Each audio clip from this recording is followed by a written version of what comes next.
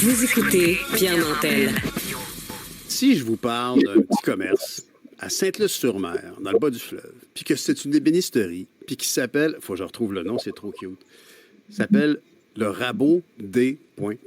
Le Rabot des Bois. Si je vous dis qu'à l'intérieur de ce petit commerce qui est mené par un ébéniste, il y a un robot qui a changé sa vie. Là, je pense que vous avez sourcillé. On va en discuter avec quelqu'un qui consacre beaucoup d'énergie à favoriser l'équipement moderne pour certaines de ces entreprises. C'est M.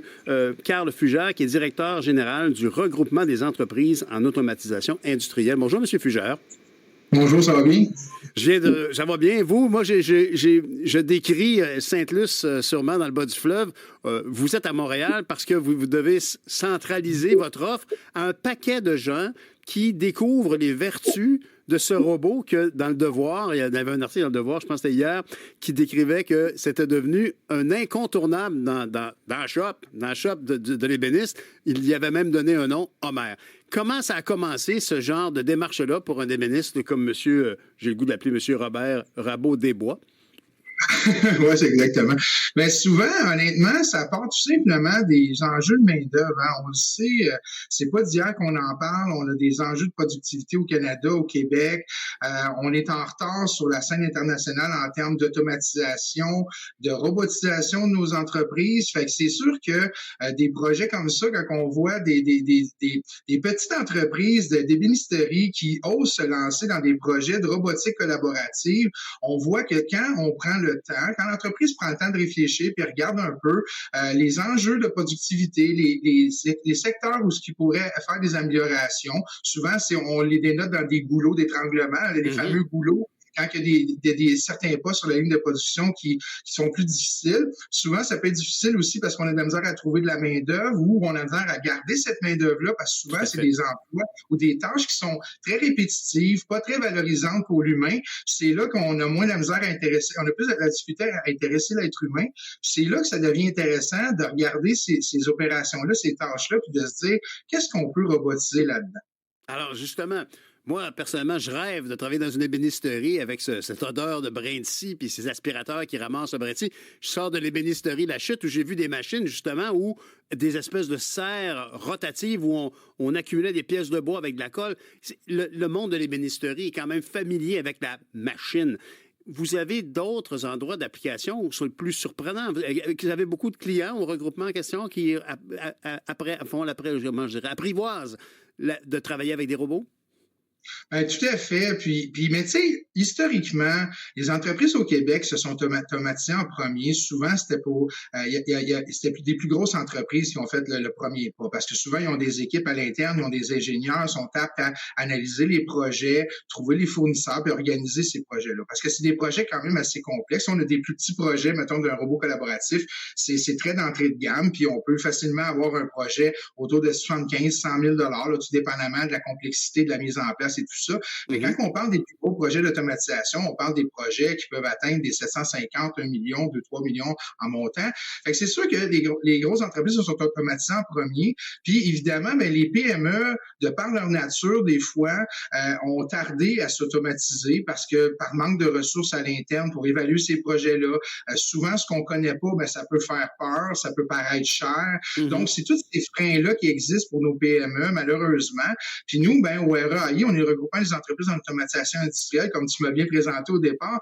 On a lancé l'initiative de l'usine bleue en 2019, en fait, un peu en même temps que la pandémie, parce qu'on voyait que justement les entreprises se tournaient vers des solutions technologiques parce qu'il n'y avait pas le choix de trouver des solutions pour s'adapter. C'est là qu'on a vu qu'il y avait... C'est quoi l'usine bleue? Qu'est-ce que c'est? En fait, l'usine bleue, c'est un programme d'accompagnement, tout simplement, où nous, on est un organisme neutre, donc on n'a absolument aucun équipement à leur vendre en bout de la ligne, on n'intégrera pas aucun projet. Fait que c'est l'avantage que les entreprises ont à travailler avec nous, c'est comme on est neutre, on est là pour les conseiller adéquatement en termes de stratégie de ce qui devrait peut-être axer sur leur premier projet, parce que en bout de ligne, c'est important qu'ils fassent les bons choix, ces entreprises-là, puis ils ont plein de possibilités, puis souvent, ils ont tardé à s'automatiser, donc ils veulent tout faire en même temps. Là, on a le fameux syndrome du temps qu'à y être, puis là, on se ramasse avec des méga gros projets qui aboutissent pas tout le temps, malheureusement. Puis des fois, oui, vas-y, ce que je t'écoute. Mais c'est très intéressant. Donc, votre intervention, c'est un peu comme l'Institut du véhicule innovant à Saint-Jérôme qui soutient des entreprises en électrification du transport puis qui trouvait des plans d'affaires, des façons d'aider. Et là, vous, précisément, c'est au niveau de l'implantation de robots. Je lisais dans l'article, et c'était avant-hier dans Le Devoir, qu'il y avait 7 robots du côté du Bas-Saint-Laurent depuis 4 ans. Il y en a un, entre autres, qui est un robot sableur, donc c'est celui de chez Rabot, machin truc. Mais il y avait d'autres machines qui font quel genre de type de travail répétitif? Parce que pour moi, dans une ébénisterie, oui, il y a du répétitif, mais il y en a sûrement dans d'autres domaines. Oh, oui, tout à fait. Mais tu sais, souvent, comme je vous dis encore là, on y va avec des tâches, c'est comme du traitement de surface. Tu sais, on a souvent du sablage, la peinture, des choses comme ça. C'est toutes des postes où si on a quelqu'un qui sable toute la journée, ben on a beaucoup de CNESST qui embarquent là-dedans. Puis, tu sais, ça vient que c'est pas nécessairement évident pour les employés. Fait que en partant de ça, souvent, on part de des enjeux que soit les employés ont ou qu'on a carrément de la difficulté à trouver de la main-d'œuvre pour combler ces tâches-là. Fait que souvent, on part simplement de ça. Tu sais, souvent, on a les fins de ligne aussi où il va y avoir un paquet de boîtes sur des convoyeurs qui arrivent. Ben, il y a quelqu'un si c'est fait manuellement, il va toutes les prendre à la main, il va les mettre sur des palettes, mais ça devient difficile sur le dos. C'est pas un emploi qui est super passionnant, là, qu'on va passer une carrière comme déchargeur fait que c'est souvent ça, t'sais.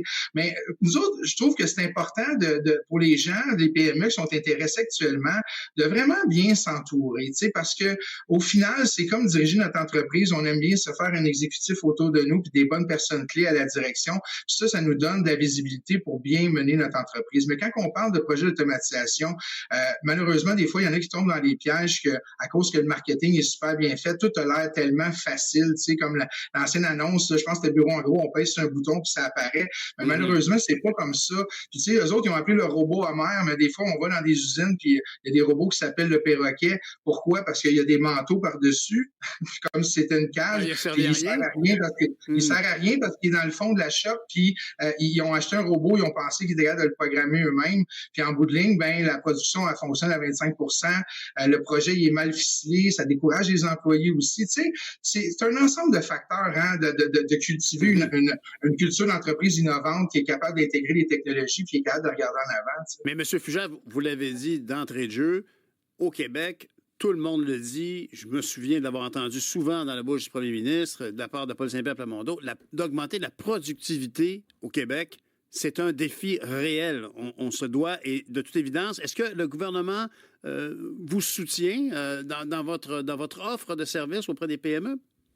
Oui, tout à fait. Nous, on était parmi ceux qui ont été sélectionnés là, dans les programmes OTN, l'offensive de transformation numérique. Donc, on a reçu une enveloppe budgétaire du gouvernement justement pour nous permettre d'absorber une certaine portion de nos frais d'accompagnement, justement pour rendre ça plus accessible aux entreprises manufacturières qui veulent faire un premier travail. Nous, on a notre premier service qu'on fait, ça s'appelle la visite SMART. En fait, le SMART, c'est pour spécifique, mesurable, atteignable, réaliste et temporel.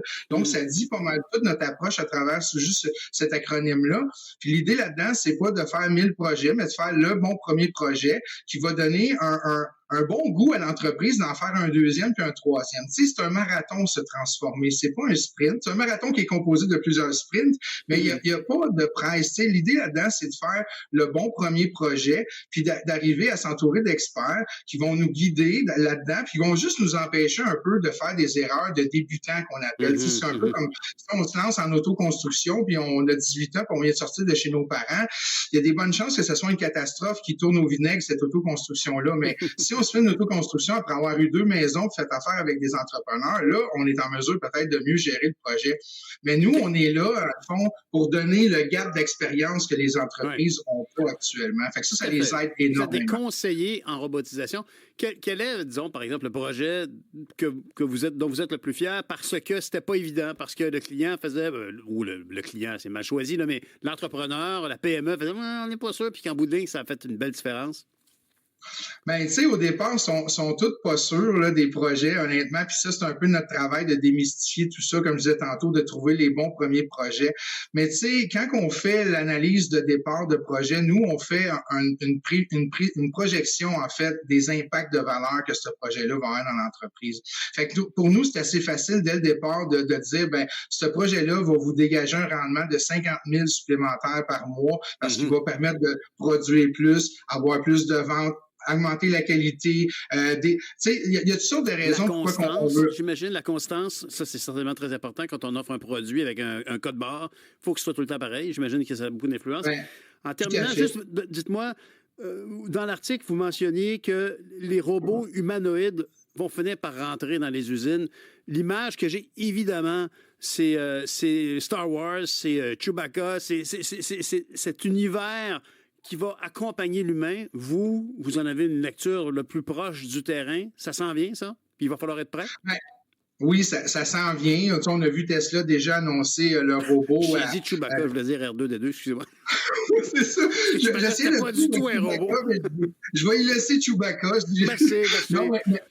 Non, il n'y a pas de problème. Mais tu sais, grosso modo, tu sais, on voit que c'est une technologie quand même qui va se démocratiser quand même assez rapidement parce que là, on vient de franchir complètement un autre paradigme. Parce que, tu sais, au fond, là, on a beaucoup de robots collaboratifs. On a soit des robots industriels qui sont dans des cages, sont à très haut débit, qui peuvent pas cohabiter avec des humains. Mais on le sait pourquoi le robot collaboratif est populaire, c'est parce qu'il peut cohabiter avec l'humain. Mais ça demeure que c'est un bras à côté sur un socle qui a une séquence de programmée qu'on peut adapter, mais qui demande à un humain tout le temps de s'en occuper. Là, si on tombe avec les robots humanoïdes, couplés avec l'intelligence artificielle, parce qu'on s'entend qu'ils ont un système de vision avec un ordinateur interne puis une capacité de réflexion et d'apprentissage, on s'entend. Fait qu'à partir de là, ben c'est sûr qu'il y a un paquet de jobs qui vont probablement muter. Moi, je veux pas dire le mot disparaître parce qu'il y a jamais rien qui disparaît, tout se transforme au final. Fait qu'il y a des jobs qui vont se transformer. Fait que la bonne nouvelle, c'est qu'on va probablement donner les jobs vraiment plates aux robots, puis les humains vont se ramasser avec des jobs de très haute qualité. C'est sûr que ça demande du rehaussement de compétences, ça demande de la formation, tout ça, mais on élève ça vers le haut à quelque part. Bien, je vous souhaite en tout cas que les régions du Québec soient à l'écoute et qu'ils continuent de voir le futur possible, rentable pour eux avec vos solutions que vous leur proposez. Merci beaucoup, Carl Fugère, donc président-directeur du regroupement des entreprises en automatisation industrielle. Bonne journée.